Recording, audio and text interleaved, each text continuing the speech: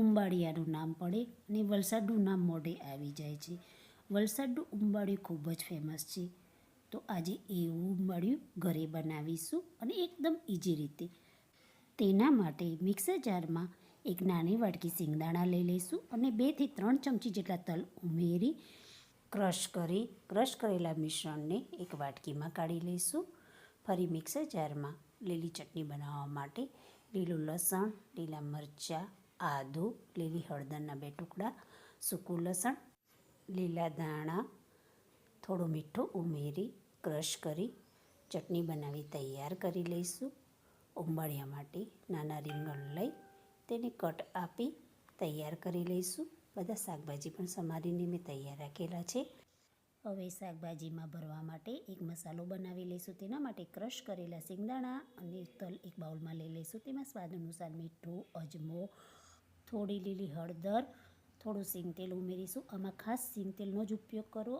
બનાવેલી લીલી ચટણી 2 થી 3 ચમચી જેટલી ઉમેરી બધું હલાવી તૈયાર કરેલા મસાલાને કટ આપેલા રવૈયામાં ભરી લઈશું અને ફરી તે જ મસાલામાં બીજી લીલી ચટણી ઉમેરી લઈશું અને તેમાં થોડું સિંગતેલ ઉમેરી લઈશું.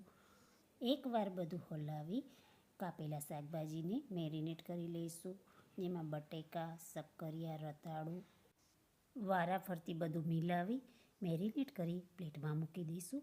બટાકા નાની સાઈઝના મળે તો ભરીને પણ લઈ શકાય છે. બધા શાકભાજી મેરિનેટ થઈ જાય ત્યારે તેમાં સુરતી પાપડી ઉમેરી તેને પણ મેરિનેટ કરી લઈશું.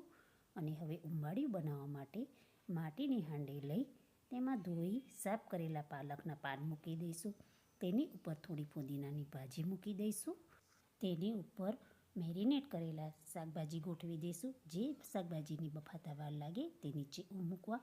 જેમાં બટેકા, શક્કરિયા, રતાળું વારાફરતી બધા શાકભાજી ગોઠવી દઈશું. છેલ્લે તેમાં સુરતી પાપડી પણ મૂકી દઈશું અને તેની ઉપર ભરેલા રવૈયા ગોઠવી દઈશું. હવે તેની ઉપર થોડું સિંગતેલ રેડી દઈશું.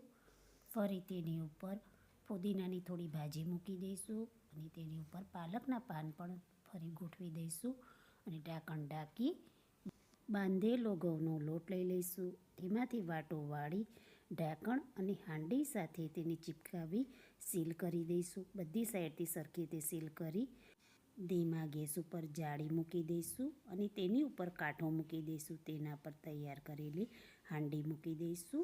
એકદમ ધીમા તાપે 2 કલાક માટે તેને સિજાવા દઈશું. ઉંબાડિયું સિજાઈ જશે ત્યારે ઉપરનો લોટ પણ સરસ સિજાઈ જશે. ઉંબાડિયું સરસ ચડી જાય અને લોટ પણ આસાનીથી ઉખડી જશે. તેને નીચે ઉતારી ઉપરથી પાલક અને ફુદીનાના પાન દૂર કરી તૈયાર ઉંબાડિયાને ગરમ ગરમ સર્વ કરીશું.